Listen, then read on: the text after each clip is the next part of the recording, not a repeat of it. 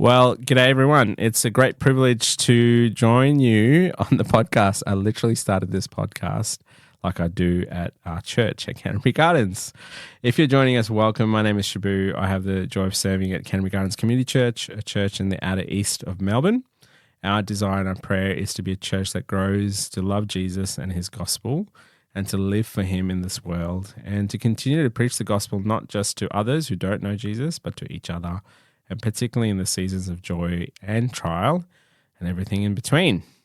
Now, with our podcast today, a bit of a background for you and for those listening in. Anyway, keep going. So the background is this. So a few weeks ago, maybe a couple of weeks ago, we have a once-a-month night service called Word and Worship, and I asked a dear friend by the name of Jess to share a bit of her testimony and her journey. And as I listened to her story, I thought, we can't just leave it to that night service. It'd be good for particularly our church community here and anyone else who's listening in. So I met Jess for the very first time when actually through her stud of a very good-looking husband. He's going to love that. Yeah, he's going to love that. So, you know, I met Jess because they were dating, and then in their very season of getting engaged, I had the privilege and joy to see them get married as well. And so, welcome, Jess. Thank you, Shebu. I'm very excited to be here and also very nervous. Yeah, no, you'll do great. Now, tell me something. I've asked you this before. Do you prefer Jess or Jessica? Jess. Jessica is you're getting in trouble. You're in trouble. No, so maybe tell us a little bit about who you are. So before meeting Tim, who was Jess? I was the most social sibling out of my 3 siblings. Okay. I'm the second oldest. Yep. So I've got an older brother, and a younger sister. Mm-hmm. And my 2 parents, I went to school. I had lots of friends. I did every single after-school activity. Just anything I could get my hands on was something I would do. Yep. And then kind of after school, as much as I did not want to, I actually went to uni. Yep. Ideally, I didn't even want to finish school. What did you want to do? What? I still wanted to do nursing, Okay. but I was convinced, like, nursing is so practical. Who needs to go to uni and write essays? Like, that doesn't make sense. I'd rather finish in year 10 and then there was more of a TAFE style, more hands-on thing, but it turns out that it takes longer if you do it that way. So I was like, right, uni it is. Sure. I'm going to uni. Yep. And so that's what I did. And it was originally just going to be a 3-year course, but I did fail a subject at one point, so it ended up being 4 years for me. Yep. Did you do any activities at uni or at school? Was it sport or? Because I know the story behind that's why I'm asking you. Like I said, anything and every activity that was available to me, I would do. But yes, me and Beck, I will out her on here. Beck goes to our church, for those of you who don't know. Married also to a really good-looking guy by the name of Sam. We joined the Deacon cheerleading team. Yay. And honestly, I would still do it now. If I had the fitness and the finances, it's an expensive sport. Is it? Okay. Very expensive sport. Yeah, it was great. We did it for like a semester or 2 and it stayed there. It stayed there. Okay. And so fast forward, how did you meet your now husband, Timothy? Yeah, I feel like we've got one of those typical stories of it was on a CYC camp. Yeah. Shout out to CYC, who's not our sponsor, but shout out to CYC, Christian Youth Camps. Yeah, they're amazing. And I'd never really heard of them, didn't know what they were. And so it was on my first camp that I'd ever done. And I think he was the green guy leader and I was the green girl leader. Oh, how cute is that? Yep. Yep. And we didn't speak at all, which was frustrating for me as someone who likes to plan and make sure I'm doing a good job and we have to work together. And my partner wasn't talking to me for some weird reason. I now learned he said he had a bit of a crush. Did he? Okay, there you go. There you go. So he was nervous. Yeah. Okay. Yeah. So you met him there, and did he ask you out or did you ask him out? No, he definitely asked me out. Okay. He sent a text message after camp. Okay. After camp. That's how the youngins do it these days. Yeah. No, but then he did the good thing. Like he asked me out. He came to my house. He met, met my parents, and we went on a date. Wow. Cool. Yeah. And as they say, the rest is history. How long are you guys dating for? Both the ups and downs, as much as you want to say? Yeah, no, we will say on a whole, with some time apart in between, we dated for just over 4 years, I think. Okay. So it was quite a while. Okay. How did he ask you to marry him? He picked me up in some fancy car, and sorry, I don't know what it is. There's a Mustang, but yep. Oh, yeah, I remember. And drove me down to the beach, which is one of my favourite places, and he'd recruited some friends who came in and had set up a nice little picnic area and fairy lights and a little book of memories, and it was all very, very nice. That's beautiful. Yes, so by the ocean side. Nice. You guys got engaged, and then that journey began. Before we jump into before you got married, regarding health and your health journey, were there things going on, as long as you can remember, with your health that didn't seem right? Yes. That's an easy question. Yeah.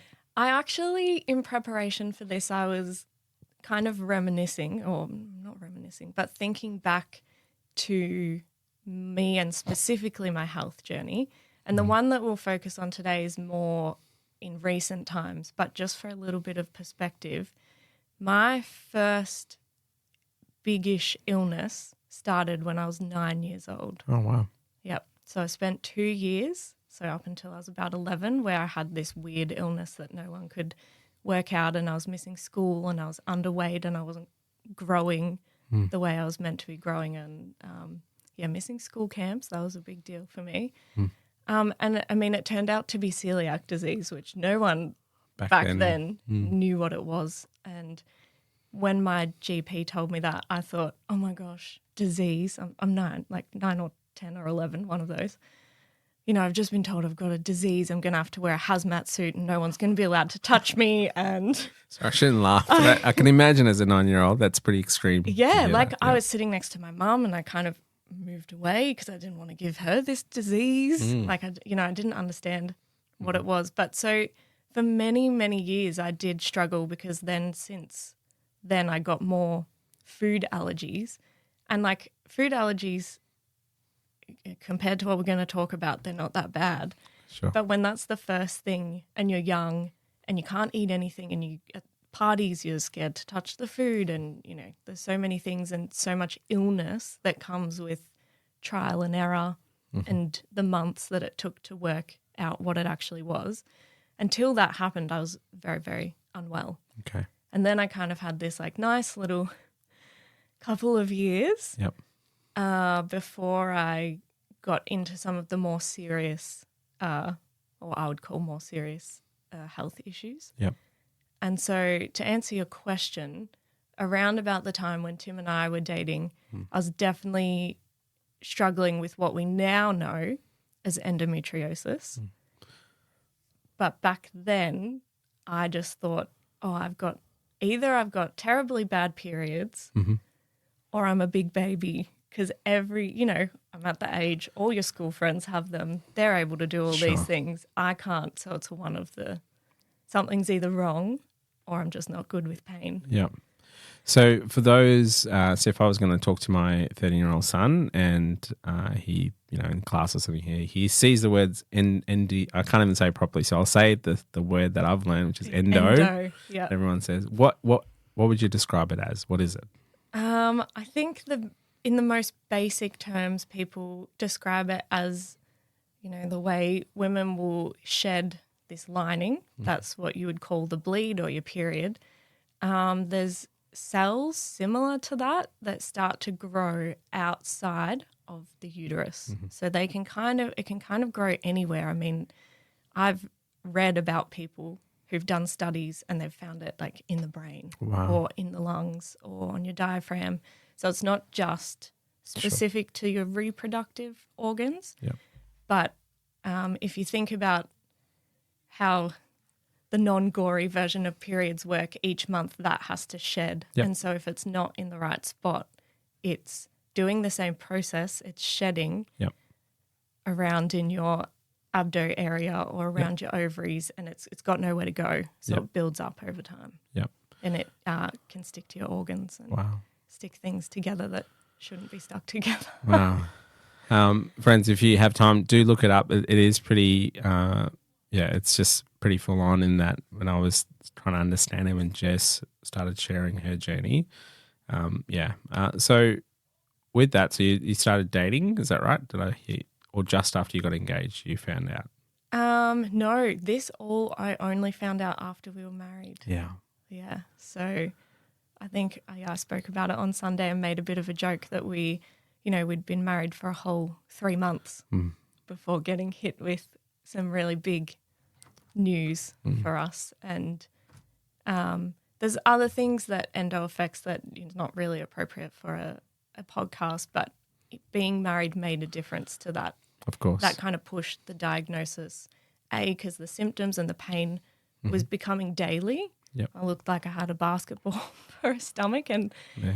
it was very obvious, and it was very painful just every day, Yes. not just in my monthly cycle. Yep. And so I think a part of it I have to credit to Tim for being so like, no, I know you. I know that you don't complain about nothing. Go get this checked out again. Because, I had seen a few doctors before then that have just said, no, it's fine. That's right. And because obviously this whole area affects mentally, physically, intimacy, all those things that have impacted your marriage. So what was going on as you start hearing and researching and that moment, if you can take us back into that moment where they tell you exactly what's going on? What was going on in your mind and heart? I'm pretty sure I was by myself. Okay. I'd never had an ultrasound before, which is what they use to try and see if there's endo, but they do say that you can still have it and it might not show up on an ultrasound. So I'd kind of gone in and I was like, well, it's not going to be anything. It's just the way I am or the way it is. And so, I think that was the first time I'd sat with a specialist who'd gone, oh, yep, there's definitely endometriosis, which again, don't feel bad. I could not say at the beginning. I still can't say it. It's such a tongue twister. Yeah. And I just thought I'm so glad they found something because we've kind of skimmed over it, but it was like 10 years that I'd really suffered. Wow. Every month. Miss school. When I started to try and work, I would not have any sick leave after the first few months. And being the studious or reliable people pleaser that I'm still working on, but back then was a lot more full on. It was so difficult to be taking so many just regular sick days. Yep. And so again, I'm sitting there and I'm like, I finally have something to show. Like there's actually, I was almost excited. There's something wrong. Read it, learn about it because I'm not making it up. Yep. It's not all in my head. And I think a lot of people that do live with, hidden kind of chronic illnesses, that is something that I learned is really difficult because, we move on a couple of years ahead and you still start to go, oh, I think maybe it's all in my head, even though you know. But to answer your question, there was so much relief originally. And then you kind of leave the appointment, and this seems to be a trend for me, and you're driving home and they're usually far away, so you've got a bit of time. And I was like, oh my gosh, that's me we were talking about in there. I have this condition. Like what does that mean? Because I did, even working as a nurse at the time, I'd never heard of this, which is just crazy. Yep.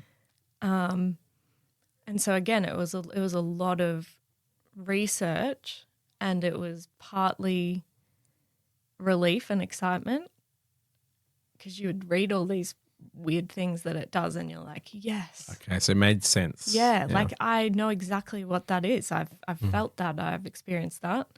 And then there's, probably more this is something that they currently don't have a cure for. The best treatment they've got at the moment is surgery or like a specific type of birth control because it just lessens the build-up of disease each month. So what is that going to look like in a new marriage, in my busy shift work as a nurse, and, just knowing you have it doesn't get rid of the symptoms and the pain straight away. So that's kind of how I was originally feeling, I guess. Yeah. When you share that with Tim and your family and others, what were some helpful reactions? Maybe not from your family, because if they're listening, which I'm sure they helped you and supported you. Sorry if that makes sound negative. We've had this conversation before when you're going through these sort of hidden, medical and health issues. What have you experienced that's been helpful, and what hasn't been helpful? Yep. Let's start with helpful. Yeah. I think it is tricky because every person will probably find something different. Like what I find helpful, someone might be like, "Oh no, don't do that for me." Yeah, case by case. Yep. Yep. But I think generally on a whole, it's trying to have people around you that they don't have to understand, but they're willing to either learn or listen or believe you, or at least give off the vibe that they believe you. There's nothing worse than struggling with something and you're talking to someone that's kind of like you're going, oh, they don't understand, or they don't believe me. They think I'm, just making it up. Yeah. So I think that's what I really appreciated, because you'll hear later that, I'd had to take time off work, and that's a lot of downtime and free time. So having people that are like, no, you're doing the right thing. I can't imagine, what it must be like or what it feels like. So I'm glad you're taking the time. Make sure you use it to rest. Don't be worrying about all the things you should feel like you should be doing. I think that is probably the most helpful thing. And I really want to emphasize that you don't have to know or understand. A lot of people, I think, shy away because they're like, oh, I don't even know what that is. I don't know how to even pronounce it. Like, how am I going to provide any support or help? But a listening ear and, just checking up, I guess, on how they're going. But that kind of leads into the not so helpful thing can also be when people are checking in nonstop and you're feeling really crap, or you're in a lot of pain, or you're really tired and you haven't got to see your friends in a while or your family, and all you do is feel like you're updating these people who genuinely care and they're trying their best to check in and show that, they're thinking of you, but it can sometimes feel like a burden of I've got 10 messages and I haven't replied, and now I feel bad because, they've done a nice thing and checked in, but I can't get around to it. And I think that's probably what I probably appreciate as much when you guys began this journey, of the impact it has physically in the exhaustion. Like, it's not just I'm a bit tired today. It's like I'm out. Yeah. It's something that I still really struggle to explain, because even on days where I'm doing really well, especially post-surgery, I instantly kind of forget. You go like, oh, maybe it wasn't that bad. And then, a bad day comes and you go, oh my gosh, like, how did I forget what this was like? Like, it's very, very hard to explain that to people, and how it can come again, we're still kind of just talking about endo at the moment, but Sure.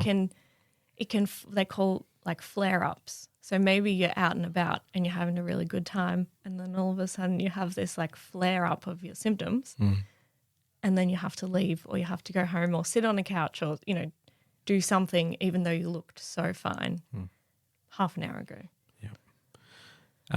We can keep moving. So, like I said to you earlier, you tell me where you want me to go with the questions. But one of the things that came to mind was probably as you're talking, as a follower of Jesus, in this sort of season with endo, was it challenging to talk to him? Was he far away? Why, Lord? Or you're fine? And then moving to, I guess, at some point, talk about where things are at now. Yeah. I think let's move forward, explain the whole story, and then all the ways that Jesus was there in those moments will make a bit more sense. Good. So if we go back to, yes, I've suffered with the endo pain and things, you know, that I can now label as endo pain. Before I just thought was really severe cramps, fatigue, you know, feeling like I'm going to pass out, things like that. And then getting that diagnosis 3 months into marriage. So Tim and I are like, you know, we're both doers, I think. Shebu, you've said before. So it's a good thing. You know, one of my significant memories of your wedding day, besides the beautiful service it was and a privilege to serve, was that moment at your reception when most, you know, bride and groom are sitting up there and eating their food. You guys got up and actually served everyone else. To this day, I distinctively remember that going, yeah, that pretty much sums who you are, actually. Well, I would love to claim it, but the first wedding we ever went to as a couple, we saw that and we both looked at each other, and we're not even engaged at this point, but we're like, when we get married. Oh, you're planning ahead. That's good. We're doing this because it is. It's really, you get to meet all your guests and we like to do things. Yeah. Sorry, I interrupted. No, that's okay. So we got this news, and it was a bit of a roller coaster in terms of, you think, oh, cool, amazing, we know what it is, and then we tried to just continue, you know, but now we know I've got this thing. And then that didn't last very long because it was, no, I've actually got this thing, we need to make some adjustments. Like things aren't working. Work was so difficult. I, again, had the mindset of I was either just finishing my grad year or I was in the middle of my grad year and going, I've picked the wrong career. Okay. I cannot foresee myself doing this for the rest of the year, let alone for my lifelong career. Like, I love it, but internally to myself, I'm like, I can't do this. I was running myself into the ground and looking around going, but everyone else all the other grads are okay. They're like tired, but not like dead on the couch. And so we made some changes and we started listening to podcasts, and, you know, we had to, you know, we were seeing Shebu a fair bit and just talking through, because it was tricky. We thought we were trying to adjust to just being married, but now we're trying to adjust to being married and having this news and the difference in, okay, realistically, what are our expectations then? Because the normal expectation of being married, 2-income household, healthy, you know, maybe saving for this and saving for that was not going to be for us, because I couldn't work the amount that I needed to, and so I dropped back a few of my shifts and it stayed like that for a bit. But on the inside, I'm going, I am still feeling terrible. Wow. Yep. I said, one of the things I'd learned early on is the fatigue, which we touched on. But I just thought, this just feels, yes, I'm learning that it's terrible and it's a lot, but this feels like way more. Okay. I feel like, you know, at work I used to be like, it's okay if I pass out, because I work in the emergency department, so I'm in the right place if that ever happens. But every shift, that's what it felt like. Wow. And I even started, I didn't say this to people because I didn't want to lose my job. Yep. But it was like I would walk on water sometimes. Like when I'm walking down the hallways that are quite long and thin, Wow. I had to walk on the side and kind of slide my hand across the wall for balance. And I mean, looking back now, I think, how did I think that was normal? Yep. Or just from, just being overly tired. But this was every day to get through. And I'd stand in circles and like squat, and all the doctors and nurses are standing up having this conversation, and I'm there squatting because I just could not stand. And, I'd play it off like, oh, I've just got a bit of a sore back from like moving a patient or whatever. But I really genuinely couldn't function to the way that I should have been. And then I had 2 what they would call big episodes that kind of led me into my next diagnosis, where I was working and the whole left side of my upper body across my chest and my arm went numb. And I didn't realize it at first until I kind of hopped in the shower and I was like, oh, like, is the water not working? Because I can't. Oh, wow. Like I can't, it's, I've turned the taps on, turned around and gone, I can't really feel the water. But then, as I'm doing some tests, I'm like, oh no, I can feel it on this side. I can't feel it on that side. That's kind of weird. Amazes me that's how your brain is working in that moment. But yeah, keep going. And so again, kind of this, I don't know how to word it, but always thinking things are related to stress. Sure. So I'm like, I'm in my grad year, I'm planning a wedding, just found out I've got endo. It's probably stress. Yeah. That's why my arm is numb. Yeah. And so I left it. And it wasn't until maybe a week later where I was like, this is really weird. It shouldn't still be numb. And I told one of the district nurses that I was working with at the time, and she freaked out and got me to see a GP straight away. Yeah.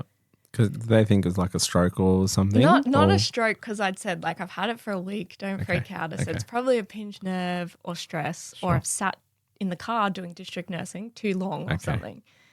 And she was like, no, that's really weird. I've booked you in. And that was the first time that someone had ever mentioned the word MS or multiple sclerosis. And it was very, very, very unlikely. But she was explaining what tests we could do. She checked everything from shingles to, my nerves and how long I'd sat and all that kind of thing. But she said, I'd probably like to get an MRI done, which is a type of scan. Just, she goes, then we can rule out worst case scenario and go from there. Kind of like, we're doing this just to check. Just to check, but it's, it's so unlikely. And I was like, yeah, okay, well, if that's what you recommend, then we'll just do it, because then at least we know and we can move forward and, find out what it really is. And it's got a little bit messy in between there and mix up with delays and the wrong scan and whatever. So they scanned the wrong part of my body and it came back clear. So I was like, great, what a win. Yeah. It was just a random thing that they can't explain. But if it doesn't come back again, she said, don't worry about it.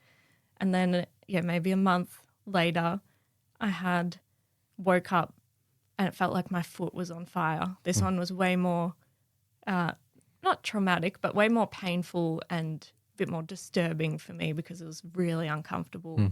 I couldn't have friction on my foot or my leg, and it was slowly growing. So it made it all the way up to kind of my hip area. And it just felt like it was on fire. So again, I kind of go back to the doctor and say, I've had an MRI. They cleared it. So again, they're thinking stressed, pinched nerve, blah, blah, blah, not really thinking anything of it. Somehow we got in to see a neurologist just to make sure. And again, he's going, really highly unlikely, but we'll do the right MRI this time just to make sure. And then there was, again, a delay, and then this. All right. And then I hate thinking of this moment, but I had got home from work. I was exhausted and I was just sitting in my car, and it must have been one of those moments that God puts something in your brain. And because there was at least a month between getting the scan and not hearing back. So I'm going, no news is good news, no news is good news. And I got home, I sat in the car and I was like, oh my gosh, I need to call this place and get my results. And I was having this battle of like, but if anything was wrong, they would call you, they would tell you, you're overthinking, blah, blah, blah. Yep. And so I thought, no, I couldn't shake. I was sitting in my car for almost 15 minutes. Couldn't shake the feeling that I had to call. And I did. And I got like not the kind of response that you want. It was, oh, no one's spoken to you about your results. Oh, wow. And I'm like, no, like, how come? Like, they're never going to tell you. No. I know from a nurse they're not allowed to tell you, but I was like, can you just tell me? Is there something on there? They said, no, we have to get the neurologist, but he wants to have a face-to-face conversation. And so being in the medical world, I knew you can give good results over the phone as a neurologist. Yep, all good, clear. Or you have to come in to discuss your results. And so, again, I was having to be by myself and Tim was at work. And so, I called him and I was in tears and I said, they wouldn't give me my results over the phone, but I know it's bad because it was a public holiday or something and he wanted us to come in first thing in the morning. He made an appointment slot for us. So then I was thinking, oh my gosh, please be MS, just be MS and don't be cancer. Don't be a tumor. Don't be, the scan was of my brain and my spine. And so I said to Tim, there is something on my brain and I don't know what it is. Like that feeling is not nice. No, of course. You just, even now to think that there are these things on my brain that, they're kind of there, they do some damage, but then they're kind of stagnant. Scary. Yes. Anyway, we got the diagnosis and that's what I kind of spoke about on Sunday, was sitting in that room. And this time I'd learnt my lesson and I brought Tim with me. Good. So I didn't have to hear the news alone. And the appointment went for over an hour and he just kind of explained what it was, explained what our options were, even went into kind of this is what it could look like or it could look like this. Like it was a very unknown, it still is, how someone will progress with MS or multiple sclerosis is very, very different and they don't really know how to predict whether you're going to get kind of a good road or a really terrible road. It's for different, each case by case, right? And so just so that people know, because some of us know you obviously, but one, how old are you when you're hearing this? And two, how long have you guys been married for? Right. So numbers, we got married in December 2021 and I think I was 23. Okay. And I'm now 26. So I think I would still have been 23. And 3 months into the marriage, we got the endo diagnosis, which was around March. And then it was June when we started leading towards finding out that MS was on the table / got the diagnosis around there. Okay. So you hear this news, doctor tells you in detail for an hour what's the situation, what could happen, couldn't happen, all those things. And then where do you want to go with this? I cried after the appointment, after it set in. And I think even Tim, we were in shock. And we stayed in shock for at least a year. And they said allow 1 to 2 years to really accept the diagnosis. And like that rolls off the tongue now, like 1 to 2 years. But it was that's insane. It was a really difficult 1 to 2 years. We are still very much living the journey now. Like I don't want when I do get into all the amazing ways that God has helped us, I don't want it to sound like, oh, everything, we're just fine now because, my faith has grown and, we're doing a little bit better, because it's still very like extreme highs and extreme lows, and they come and go as they please, kind of thing. But yeah, so in short, because I keep rambling on. No, you're fine. Keep going. I left work for 3 months of unpaid leave to get my head around things. And with MS, they suggested I start like a IV treatment, so intravenous treatment, where I sat with all the cancer patients getting, their chemo and things, and the average age was maybe 60, and then here I was at 23 getting my infusions. And again, God's work in where I ended up getting my treatment and how soon, like the next month, I was in getting my first, dose of treatment. And the nurses were lovely, and the whole experience was as lovely as it could have possibly been for something like that. And just looking back going, how did, there's so many options you're given, and we ended up there. And I said to Tim, like, this has made a world of difference in how I cope. Yep. The nurses care. They're asking, questions. They're staying up to date as I was learning to process what I'm doing. Like, I have to sit here for I think it was 3 hours originally, and I'm just stuck with my thoughts, stuck with this machine. And so just any of the little things in between that were definitely God sent, because I ended up there with those nurses. Like, I still will keep in touch with them, even though I'm not currently receiving treatment at the moment.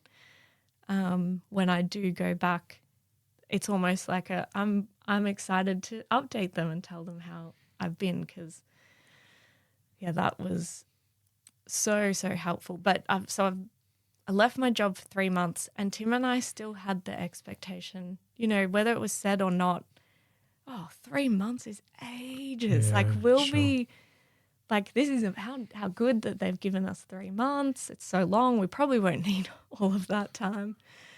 And we really just hadn't grasped the full effect of what life was going to look like for a while. And so the 3 months passed, and I ended up quitting my job, which was really, really sad because, like I said at the beginning, You loved it.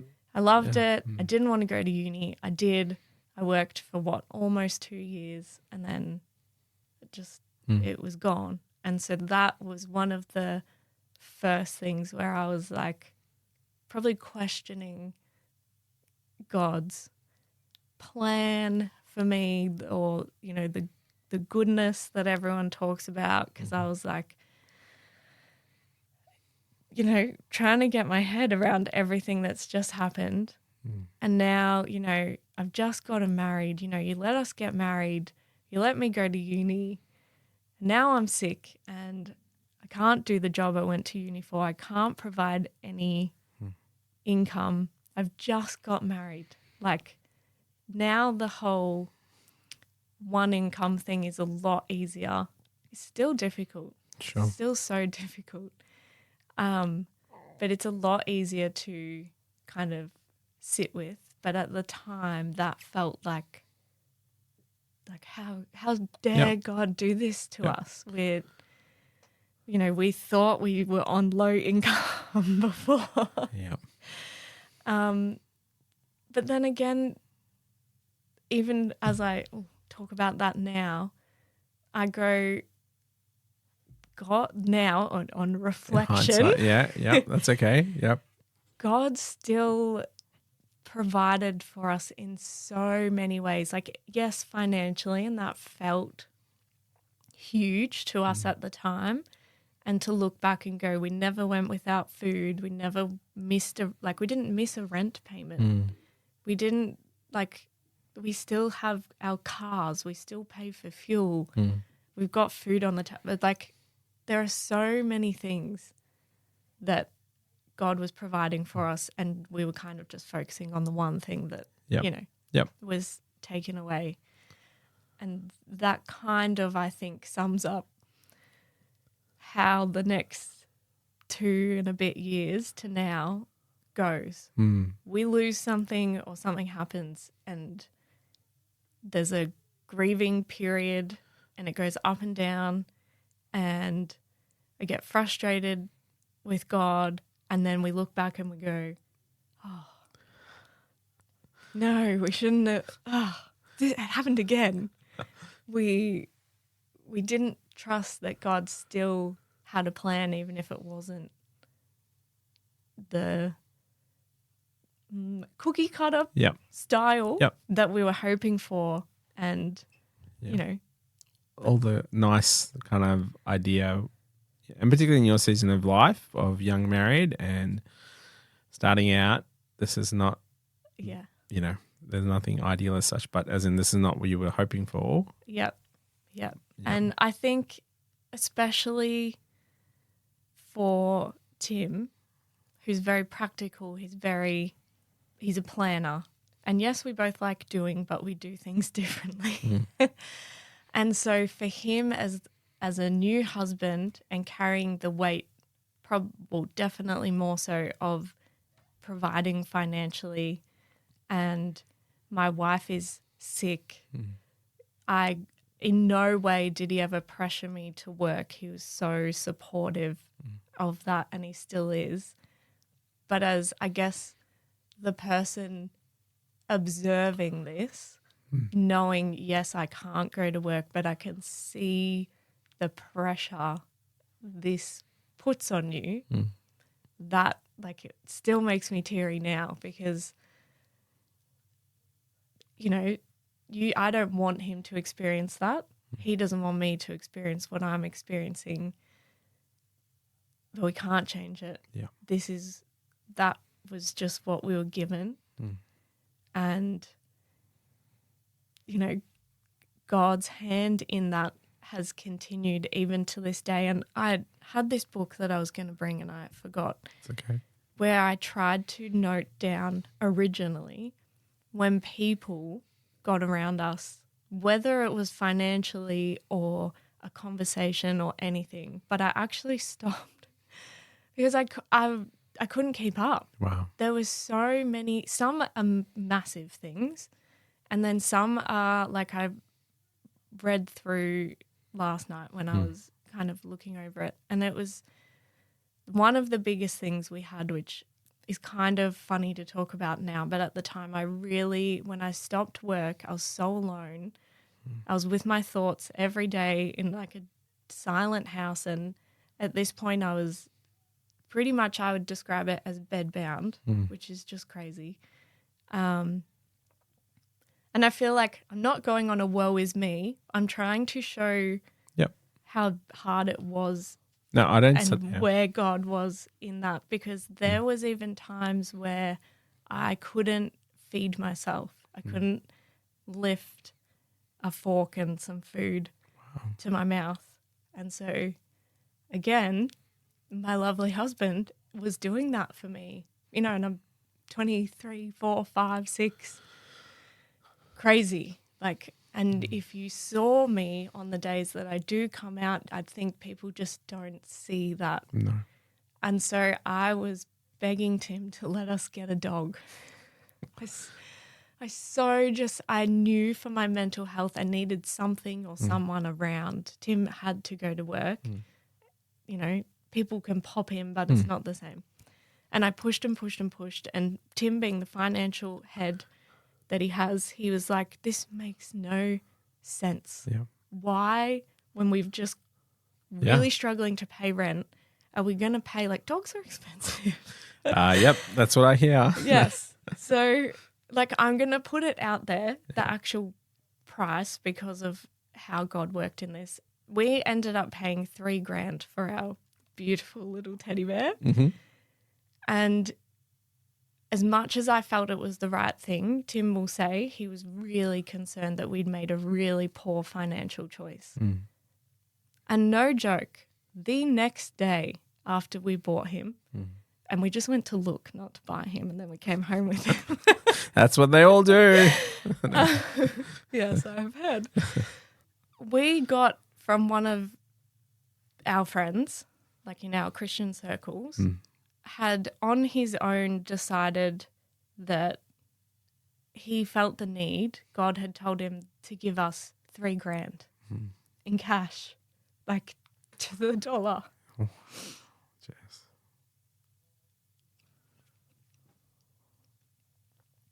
And so we have so many things like that. And it doesn't always happen the next day. No. That was great. And again, that was for both Tim and I, in our own ways, just a smack in the face into how God, he actually cares. I just wanted a dog. I wanted a companion while I'm at home. And God cared about that. And he still does. Yeah. And he cared that for Tim, as a new husband, the pressure that felt like, and learning, he had to learn that lesson of I love and care for my wife, but I also have to provide. How do I balance that? Yeah. that? And it wasn't, it wasn't a small cost. And so that was one of the things in the book, and something we bring up when things are going difficult, or we're tight for cash, or it just feels like, from our human perspective, that God's maybe forgotten about us again, which he never does. We actually remind ourselves of that happening, and we go, at some point, in some way, God will show us that, what he will make his presence known.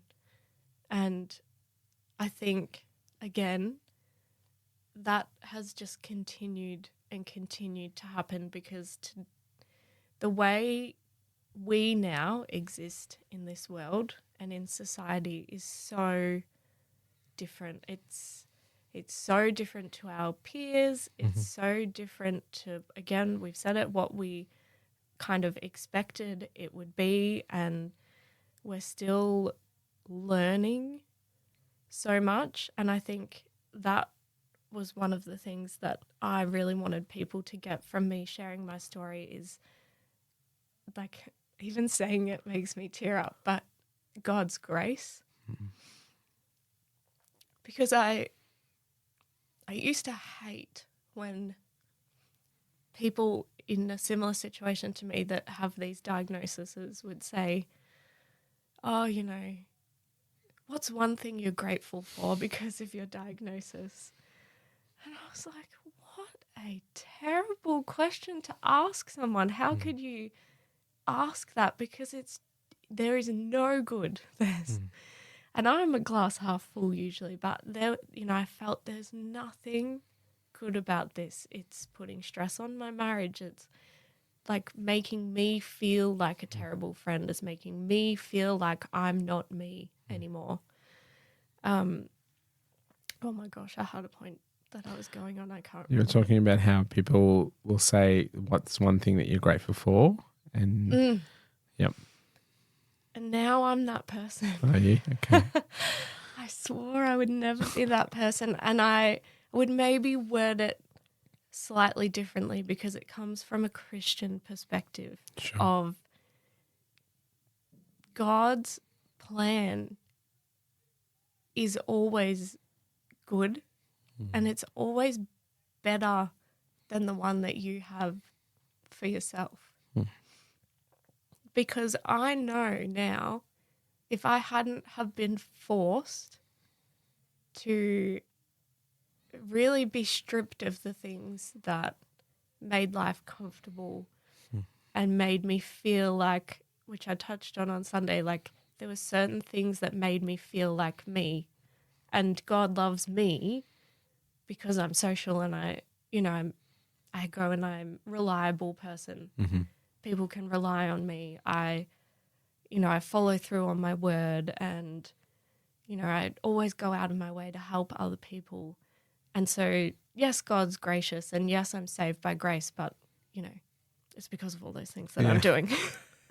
We would never say it out loud, but that's what happens, right? Yeah. Yeah. And I even give the example of like, I know I'm saved and I know God loves me, but I wasn't as nice to my sister today, so I'll just read an extra chapter of my Bible just to be safe. Mm-hmm.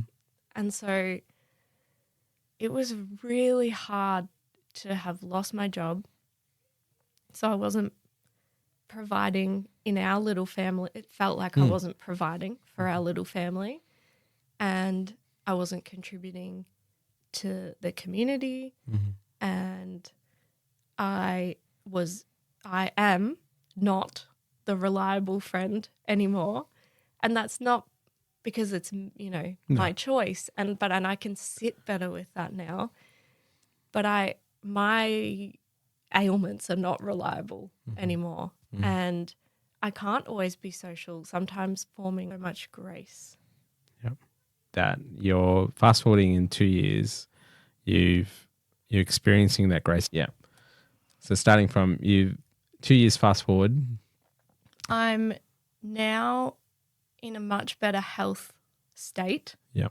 Partly due to surgery. And again, I credit that to also due to God's plan, God's timing. He knew that I had probably reached my real proper limits. Yep. But now I get to look back and go, man, I can see all the ways now where he supported us. He put people in our lives. We got text messages at the right time. You sent a lot of those, Shebu, where either together, Tim and I were having a moment of just grief, and there'd be, hey, just checking in, or it would come from someone else, or just so you know, we've left this at your front door, and you think, oh my goodness, like God is with us now in this terrible time, and he's with us now, today, doing different things. And there is the one thing I will say, there is this song that I would love if you've listened to this. There's so many, but I'm picking one, and it's The Story I'll Tell by, I think it's Maverick City. Mm-hmm. And I feel like that's where I am. I used to listen to this in bed when I was really, really unwell. And it talks about being in the pit of whatever it is and feeling at your lowest low and not really being able to see what God's doing in your life. But you know, because of his word and what he says, that he's still got a plan. Yeah. And that's the story I'll tell whenever it fulfills itself, whether it's 2 years, whether it's a lifetime, whether it's only when we get to heaven. And for me to be able to feel what I felt then, listening to it, and now sitting here sharing my story, our story, the story of God in our lives, and go that, like, again, here's one of those moments of me going, God, I lay there and thought this, and now I'm here and I'm doing it. Like, God brought me through that. I didn't think at the time this would happen. I honestly didn't think it would, in terms of sitting here sharing the story. Yep. Yeah, feeling like I could even share it. Yeah. And like, it's only been a couple of years, and I'm like, again, God is so, in our lives, has shown up so obvious, and it, I don't know how to describe it. What you're sharing, I think, throughout your journey with Tim and with you guys has been an observation. I think sometimes in our Christian walk, we might hear messages of, your best life now, everything's going to be fine, perfect, and so on.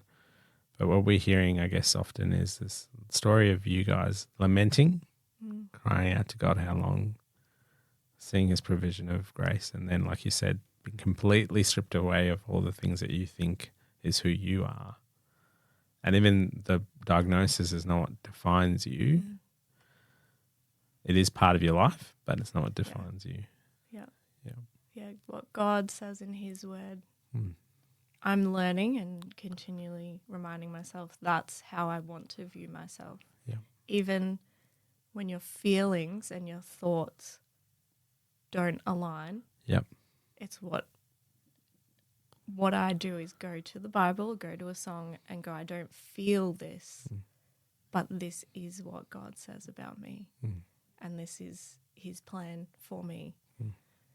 Yeah. You made an interesting comment at the night where you said, my story is not that I've been healed, but my story is still, like, you mentioned a phrase that it's stuck in my head. I think I said, I don't sit here today miraculously healed, because I do believe that God could. Yeah. And sometimes I forget to pray that, for actual full healing. But yeah, I still sit here today with many of the same symptoms and battles going on, but my faith has grown and my relationship with Jesus has grown. And that it doesn't shrink those experiences, but you get a better perspective, I think, on them. Yeah, that's good. I even have on, I didn't check if it's still there, but I have had on my Instagram bio all through school. It was, if Jesus is all you have all you need. Wow.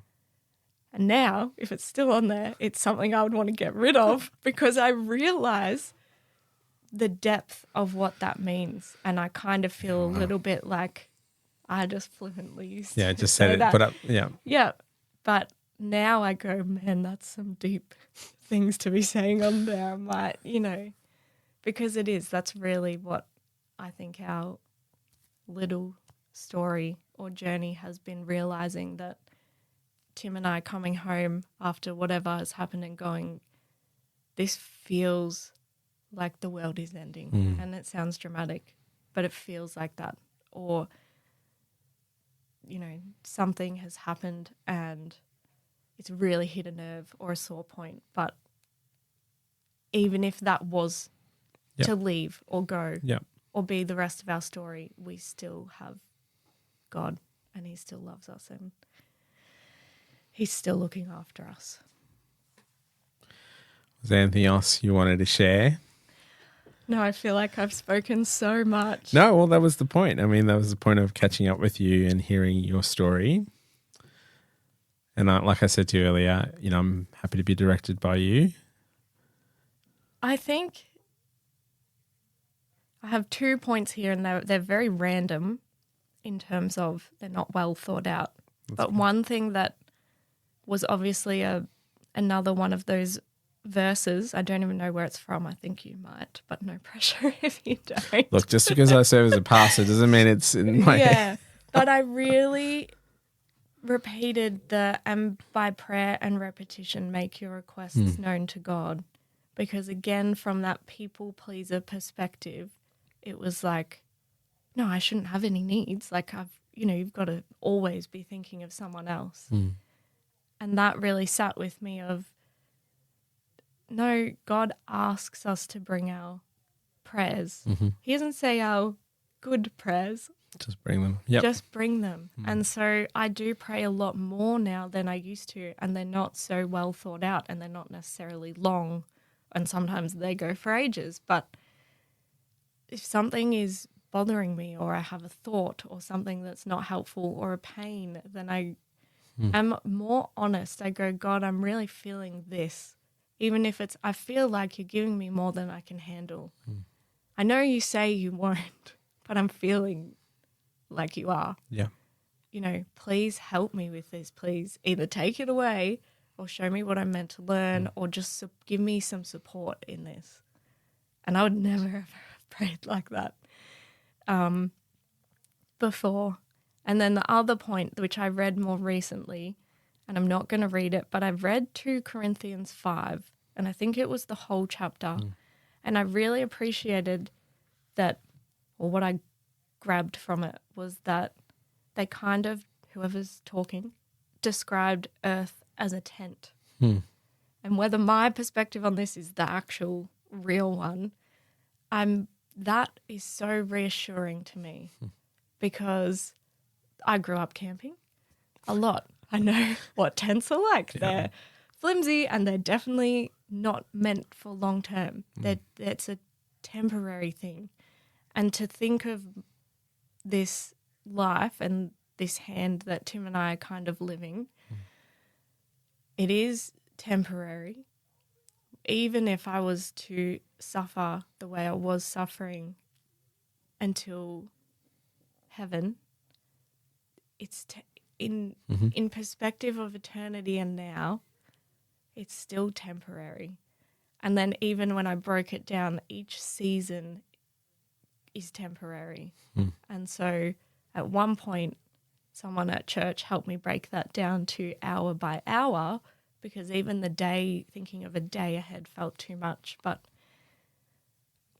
God's word, when you do make the time to read it, it really does speak to you. You know what? I'm sitting here and looking at you, and all I can constantly say in my heart is just an overwhelming testimony of God's grace in your life. And it's been a privilege to watch both of you and the journey that you guys are on. Hard. Yeah. I don't know. Is there anything else that you want to share? Like, I feel like I could keep chatting to you, but yeah, this is a podcast. We might have to keep chatting later. After. Yeah. No, I think the only other thing that I had in my mind was that you of all people, and this is why I appreciate what you're saying, you were, I'm going to say by God's grace, put in our lives so early. Like you mentioned at the beginning, we were catching up for your guidance when we were just dating. And then that turned into what we called pre-marriage when we were engaged. And I would recommend that for a lot of people. Yeah. Yeah. And so would we now, even Tim, who at first was not keen, but now he said I would recommend it to anyone. And so I can remember one of the first conversations I had with you, and all you said was just really asked how I was and just burst out into tears because there was so much going on that I never spoke about, and that pressure that I keep talking of, the people pleaser style. And so my point of saying this was that whenever you share feedback to me, it's really meaningful because, you know, I even said to Mel, who was here last podcast, that I appreciate your feedback because Shebu saw me as the people-pleasing, you know, ball of mess that I came, you know, that I was dealing with in that season. And then you and many other people from Canterbury have journeyed with us to the now. And when you say, man, I can see the difference, I really believe it because I know that you did journey with us through those. Well, and that's the thing. I mean, I'm just tempted to edit all those bits out. But at the heart, what I'm hearing though, I think, friends, if you're listening in, this is what the church body is meant to be like, church family and community of coming alongside one another and loving one another as God calls us to. And I know there are many who have walked along with you guys, not even a part of Canterbury necessarily, others as well, who've reached out. Jess, we love you heaps, mate. Thank you for sharing your story. Before I ask you to pray, yes, I'm going to read something for us from Hebrews. It says, since then we have a great high priest who has passed through the heavens, Jesus, the Son of God. Let us hold fast our confession, for we don't have a high priest who is unable to sympathize with our weaknesses, but one who's in every respect has been tempted as we are, yet without sin. Let us then with confidence draw near to the throne of grace, that we may receive mercy and find grace to help in time of need. That's good. Would you like to pray for us and others? Yes. No, I would love to. Thank you. Lord Jesus, we thank you for the many blessings that you give us in our daily lives. Lord, we thank you that in your word you tell us that you care and that you hear every prayer that we bring to you and that you ask us to bring them to you.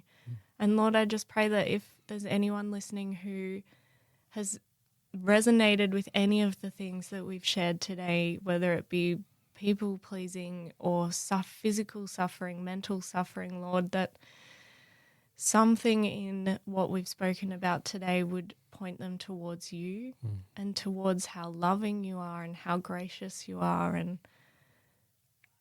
the fact that you lived on this earth and experienced the things that we're experiencing now, Lord, that nothing we're going through is new to you. It doesn't catch you off guard. And so, Lord, ultimately we just praise you and thank you for who you are, for what you've done. And we thank you for our little church at Canterbury Gardens. We thank you for who you've placed in positions of authority, and we thank you for the community that they strive so hard to create. And Lord, as we continue to do podcasts like this, I just pray that it would be a way to spread word about you to people that we wouldn't usually see on a day-to-day basis or not have access to. And we just pray that you would bring all of our friends and family home from their work and their daily lives, that you'd bring them home safely today. And I thank you for Shebu and for his time, and we pray all these things in your name. Amen.